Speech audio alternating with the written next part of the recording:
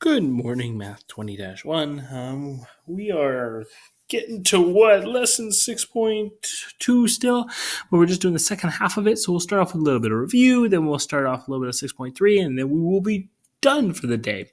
Let's just get right into it. I think you guys have dealt with enough of my bad jokes that you deserve a day off. So this question says a terminal arm is rotated through an angle theta in standard position. Perfect. Angle theta in standard position. So remember that means it's from the positive x-axis and it's going this direction. Perfect. The terminal arm contains the point P at -4, -8. So if we pretend -4, -8 would be somewhere, let's just say down here. That means my terminal arm looks like this. It started at the x-axis. It rotated counterclockwise because it's standard position all the way until it was at point P, right there. Perfect. I'm going to draw that standard position angle now in blue. It looks like this. That is my angle theta in standard position. Gorgeous, gorgeous, gorgeous. To one decimal place, find the value of R. R is the distance from the middle to that point, so it'd be that line right there. Just a reminder that when you have a terminal arm like this, you actually have a triangle, right? This point is at -4, -8. That means I have a triangle. If I was to go straight up and straight to the right, I would have -8 down, -4 to the left. I now have a triangle.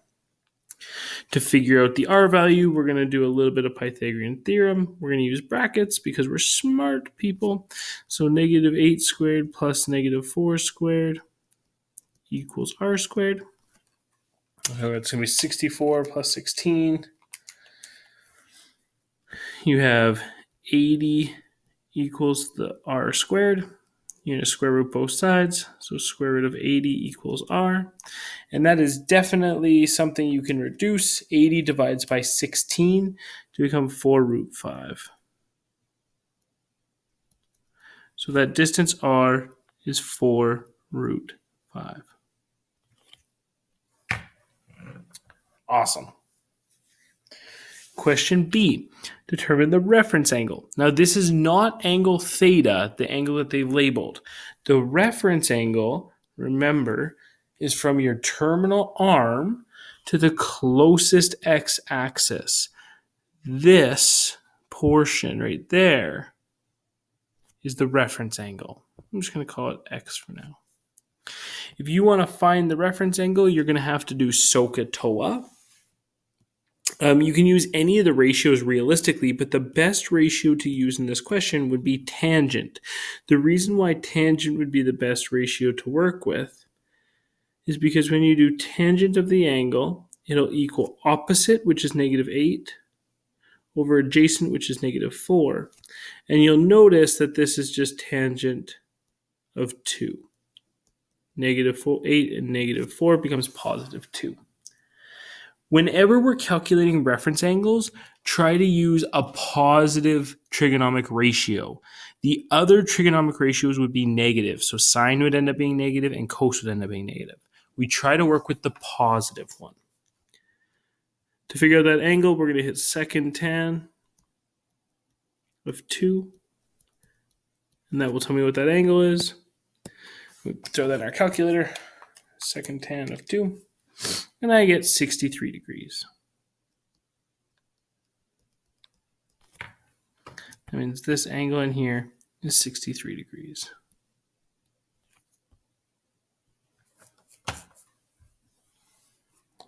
Awesome. The next part, determine angle theta in standard position. Now that is the full distance that I have over here in blue. It's this whole gap. To figure that out, I'm going to realize that I have from here, from this spot to this spot would be 180 degrees. This to here, the reference angle was another 63. So if I want to figure out the entire standard position, I would go 180 plus 63, which is 243 degrees. Cool. A coterminal angle is an angle that gets you to the same spot. So if we imagine we had a line, or sorry, not a line. Yeah, we had a terminal arm. And it's sitting there like that. And I rotate it in standard position. If I rotate it 243, it would be right here. It would create the same triangle. But if I did another circle, so if I went another 360 degrees, I would go 360, boom, still right here. So that means our coterminal angle is whatever your current standard position angle is, which is 243, plus a spin of 360 degrees. So if I want to find a coterminal angle, I go 243 plus 360, it's 603 degrees. If I wanted to find another coterminal angle, I would just add another 360. So if I want to do another one, I would go 603 and just do another spin. And I get 963. And I could keep doing this forever. And I would just keep getting coterminal angles because I would always, after I did one more spin, end up at the same spot. This leads us to talking about the general solution. The general solution is a mathematical equation that shows you all the possible coterminal angles.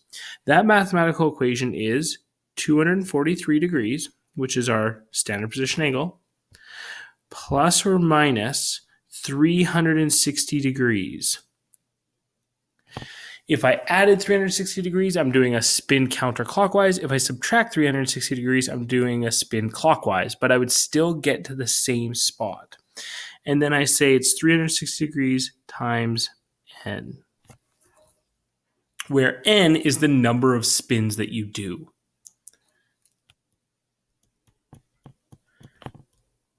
So if I want to do 5 spins, then it would be 360 degrees times 5. There is one thing we have to add on here.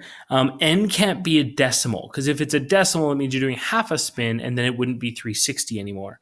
So you do have to say that n is an element of the integers, meaning it's a positive or negative whole number. That is my general solution. That would give me all the possible coterminal angles. Cool. You try one. Oh, what? There used to be a slide here that you could try. No, tough luck. I guess you don't get to try. Let's do another one. A, given that tangent of alpha equals negative 5 over 12, determine the other primary trigonometric ratios of the angle alpha. Okay. The first thing you got to do with almost all these questions is you got to sketch it. And when you sketch it, we have to remember that there's multiple possible triangles now, right? Where before it was always just one easy triangle to work with. Now it's going to be a little bit trickier. So for instance, when they told us, oh, I don't want to be doing straight lines. When they told us that tan of alpha equaled negative 5 over 12, they gave us two sides of a triangle. They gave us a y value and they gave us an x value. They also gave us this negative symbol. That negative could go to the 5 or the 12. So this means I have two different situations. Situation 1 is that I have negative 5 and then 12. So over here. Situation 2 is that I have positive 5 and negative 12. Positive 5 and negative 12, which would be over here.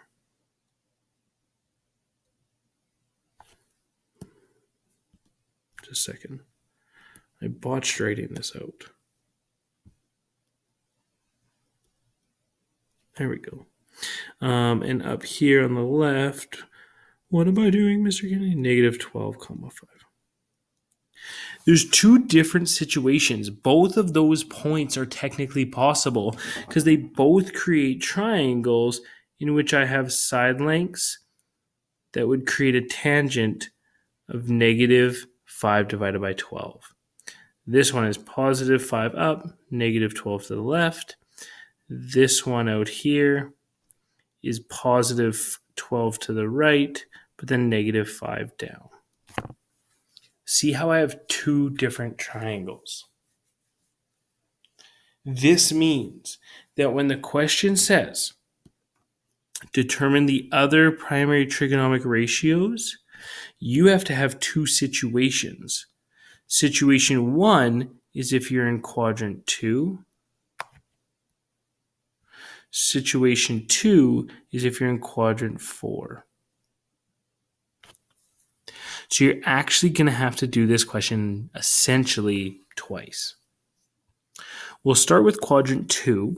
If I want to do my primary trigonomic ratios, I need to figure out what the R value is. So that means I need to do a little bit of SOHCAHTOA here. Not SOHCAHTOA, Pythagorean Theorem. So we'd have 5 squared plus negative 12 squared equals, let's just call it R squared. I believe that's going to be 169, but let's just make sure. 144 plus 25 is 169 equals R squared. Square root both sides. That gives me my missing side is 13.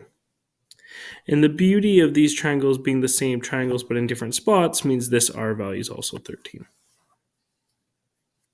Cool. Now we can create the other primary trigonomic ratios. In quadrant 2, if we did our sine of alpha would equal opposite, which is 5, right? The opposite of this angle, 5, divided by the hypotenuse, which is 13. If I was to do the cos for quadrant 2, the adjacent is negative 12, the hypotenuse is 13. In quadrant 4, my sine ratio now becomes negative 5 over 13. And my cos ratio would become positive 12 over 13. And these would be all my possible primary trigonomic ratios. So it gets a little bit harder now, right? Because we have to build things in multiple spots. Cool. To the nearest degree, determine the possible values of alpha when 0 degrees is less than or equal to alpha is less than or equal to 720 degrees. So let's not worry about this for now. Let's worry about this part. Let's talk about alpha. So alpha is in standard position. If it doesn't tell you, it's safe to assume that it's in that standard position. This question should have said alpha is in standard position, but it didn't. To answer this question, you're going to have two different answers. You're going to have the answer for quadrant 2, and then you're going to have the answer for quadrant 4. Let's start with quadrant 2. If I want to find alpha, and remember alpha is the standard position angle, so this is alpha.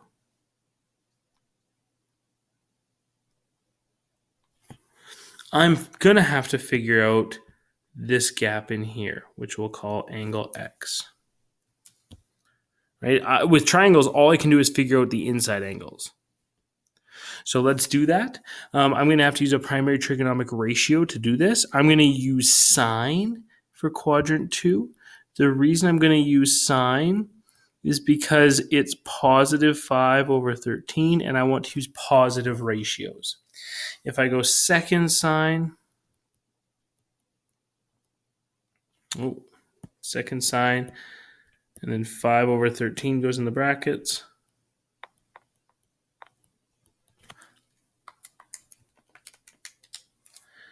You get 23 degrees. That means this little tiny gap in here, this reference angle, is 23 degrees. Now my goal was to figure out my standard position angle, which is this angle on the outside alpha.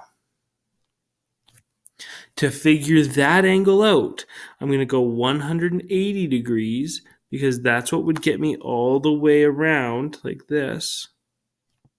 And then I'm going to subtract off 23 degrees, which will give me my angle on the outside, the standard position angle, which is 157 degrees. Awesome. I now know that in quadrant 2, my answer would be 157 degrees. Now, maybe take a second before I kind of go on to another topic here. Make sure that you're comfortable with everything that I just did. How I found that standard position angle, all that jazz. Okay. Now, how do I know that that terminal arm went 157 degrees and it didn't do any spins? So for instance, I'm assuming it went like this, 157 degrees. But what if it went 157 degrees and then did another spin? Wouldn't that get me to the exact same spot? And what if it did another spin? And what if it did another spin? Wouldn't that keep getting me to the same terminal arm? But then my standard position angle would be different because I did a spin. So I'd have to add a 360.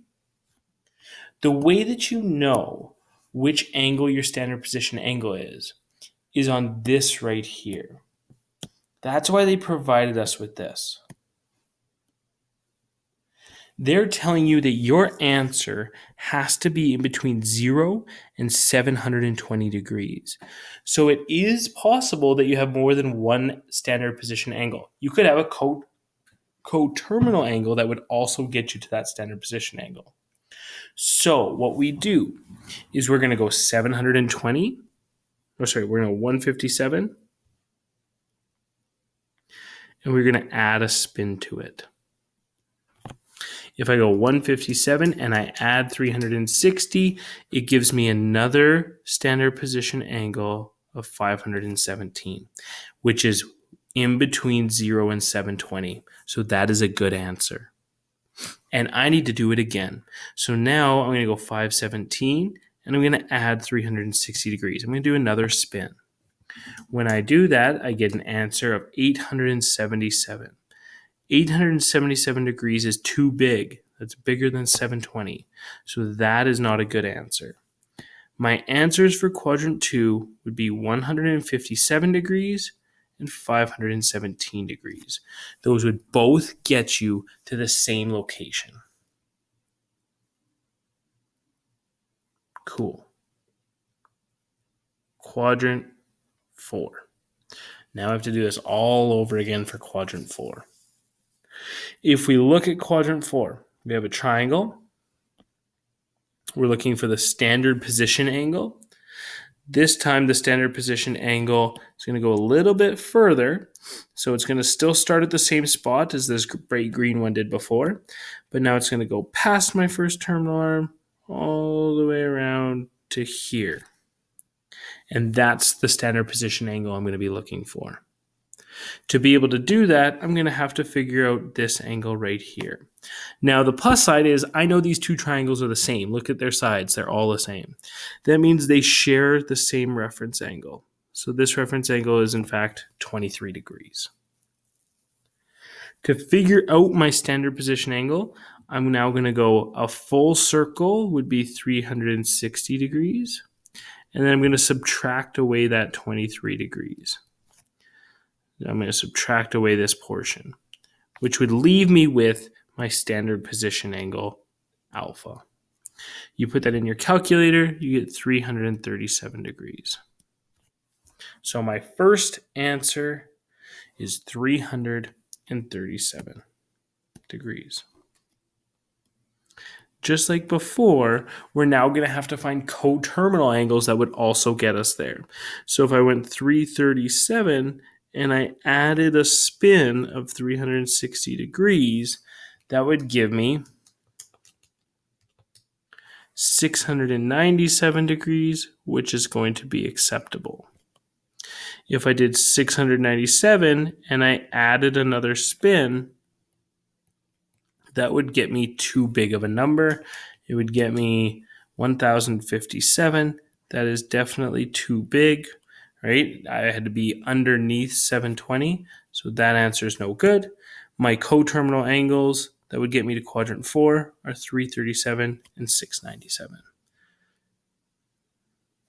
Wicked. That is a hard question. If you can do that confidently all the way through, then you're pretty set. Like you're doing pretty good so far in this unit.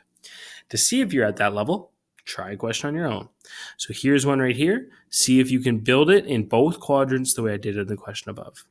Pause and good luck. All right, hopefully you gave this a decent shot. To draw this out, I'm going to sketch it first.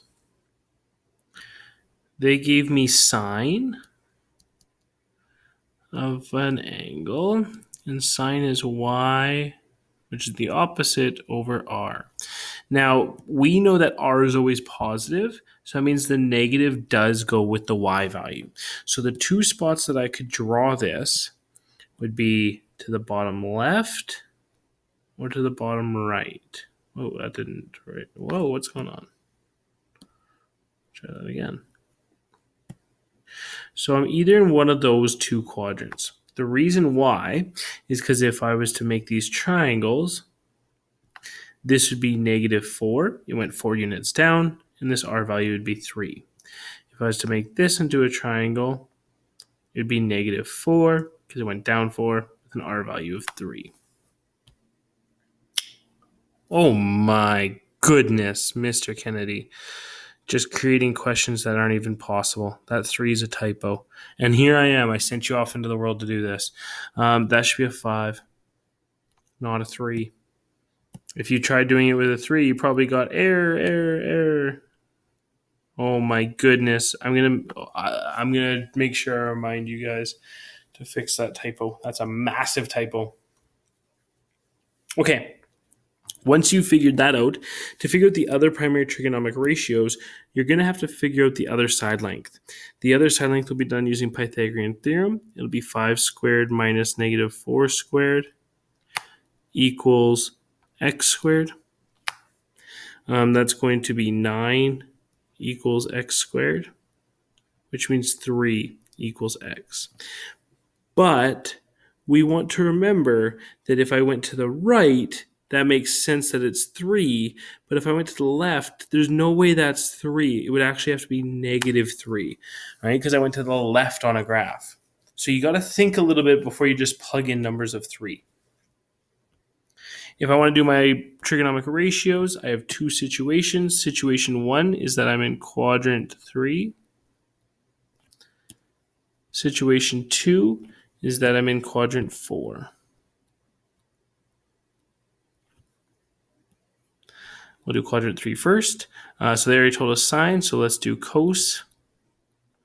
Cos is the adjacent, which would be -3, divided by the hypotenuse, which is 5. If I want to do tangent, tangent is opposite divided by adjacent, so it would be -4 over -3, which simplifies to be 4 over 3. If I look at quadrant 4, the cos would be adjacent over hypotenuse. In this case, it's +3 over 5 because I went to the right this time. And if I do tangent, it would be -4 divided by 3. And it would stay that way this time because the -3 is now a +3. Those are my primary trigonometric ratios. Cos equals -3 over 5, tangent equals 4 over 3, cos equals 3 over 5, tangent equals -4 over 3. Cool. Part B, determine the angles for theta. It did say theta was in standard position. No, it didn't. So we're just going to assume that it's in standard position. Standard position means it looks like this.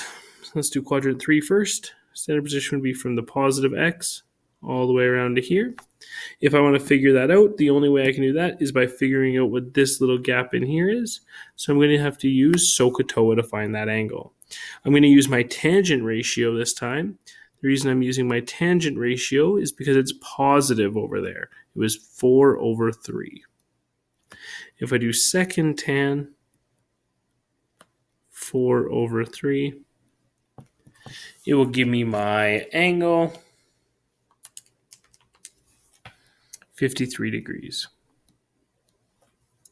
So now I know this angle inside the triangle, which is called my reference angle, is 53 degrees.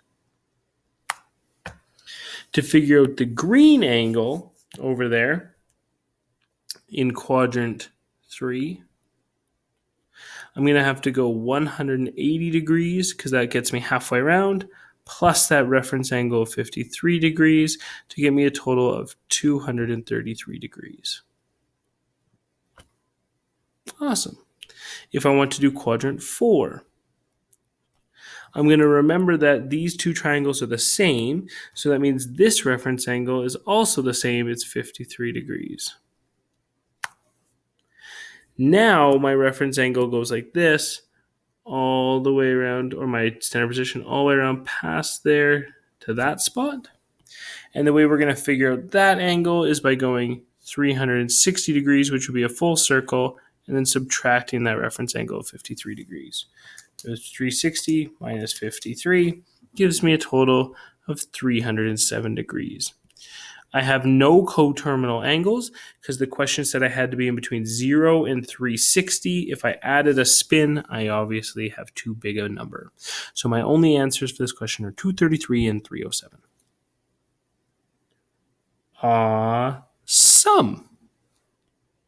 Okay. These two questions. I want you to pause and try both of these questions. They're both actually old test questions, numeric response test questions. So I want you to pause, try your best, and see how you do on them. And then I will show you the answers. Yeah, I'll just put them in.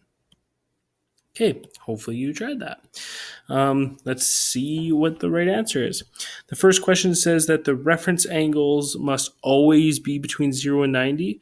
We're looking for answers that are true. That is, in fact, true. So I would put a number 1 for statement 1 in the box. Reference angles, it's just kind of a fact, always have to be in between 0 and 90. Statement 2. The angle 120 is coterminal with negative 120. Well, let's sketch it. So if we had a nice little Cartesian plane here, let's sketch what it looks like. 120 degrees would look something like this. That's 90. We're a bit past 90, so 120 degrees. Negative 120 degrees would be backwards. So this would be 90, 120 would be like that. Those are definitely not coterminal because they don't get to the same spot. So number 2 is false. Statement number 3. Cosine is only positive in quadrant 4. Okay, so if we think about this, we're talking about cosine ratios. Cosine ratio, right up here, cos equals your x value divided by your r value. When they say that it's only positive in quadrant 4, essentially what they're saying is the only spot you have a positive x value is in quadrant 4, which we know is just not possibly true because you could have quadrant 1 have a positive x value. Therefore, that is a false statement. Statement number 4. A standard position angle of 210 degrees has a reference angle of 30. Well, let's try it. So if we draw a standard position angle of 210 degrees, it would go around like this, past 180, like that, 210 degrees. The reference angle would be this angle in here. To calculate that angle in there, I would go 210, which is the entire thing, and subtract 180 because that would subtract away this top portion. Doing that gives me a total of 30 degrees. That means this is true. It does have a reference angle of 30. Statement 5. A reference angle is always measured to the nearest x or y axis. It is never measured to the nearest y-axis. So that is not true. It is always going to the nearest x-axis. So that is false. By process of elimination, 6 must be true, right? Because it told me at the start of the question that there's 3 true statements. But just for fun, let's figure it out. It says in the diagram below, cos equals 1 over root 12, or root 2. Well, let's look at this question. Cos is equal to x divided by r. So in this case, cos equals 12 divided by 12 root 2. Sure enough, those 12s are going to cancel out to leave me with 1 over root 2. Number 6 is a true statement. Wonderful. This question also was an old test question. You need to decide if it's true or false. Put a 1 in the box if it's true. Put a 0 in the box if it's false. Give her a shot. All right. Statement 1. The point -3, 4 is on the terminal point of an angle in center position. Therefore, tangent equals -4 over 3. Okay, this is kind of a tricky one. Tangent equals y over x. So if you were to calculate this for this question, y is 4, x is -3. That means it's 4 over -3, which technically doesn't look right. Like if we compare these two, they look different. Reality is they're not different. We don't know where negatives are from. So when we see ratios, remember that negative can float. So this actually could be the same thing as saying -4 over 3. Those values are the same. Therefore, this is a true statement. It is possible that tangent is negative and then 4 divided by 3. Statement 2. The point -3, 4 is the terminal point of an angle in standard position. The size of the angle to the nearest degree is 53 degrees. All right. Let's draw this. All these questions are talking about the same point. So let's draw it out. We have a point. It's at -3, 4. It's up here somewhere.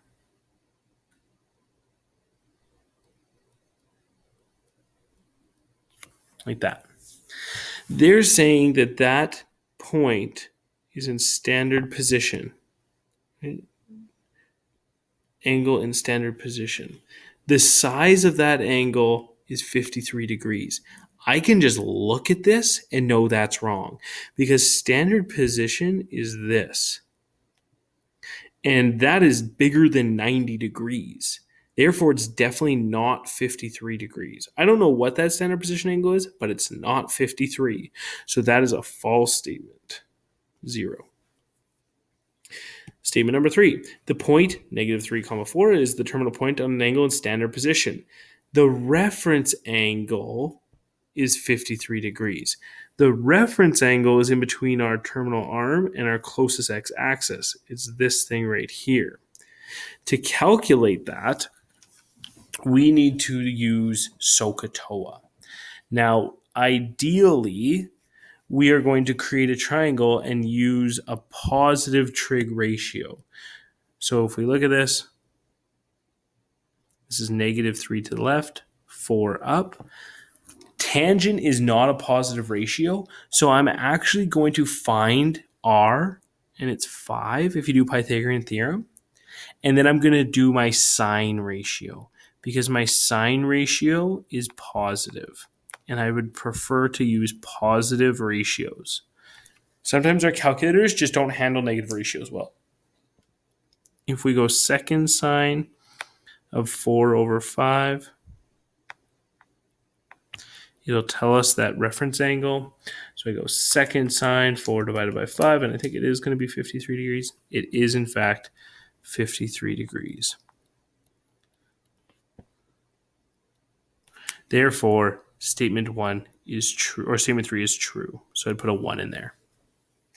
Statement 4 says the -3, 4 is the terminal point of an angle in standard position. The sine ratio will be negative since the point lies in quadrant 2. We actually just used the sine ratio, and it turns out that it was definitely positive, not negative. So that's a 0. Cool. I actually initially planned to start 6.3, but y'all have had enough. There's only so much of listening to me half tired that I think a human can handle. And I think you guys have handled that maximum amount. So let's call it quits for today. Practice as much as you can, and I'll talk to you all later.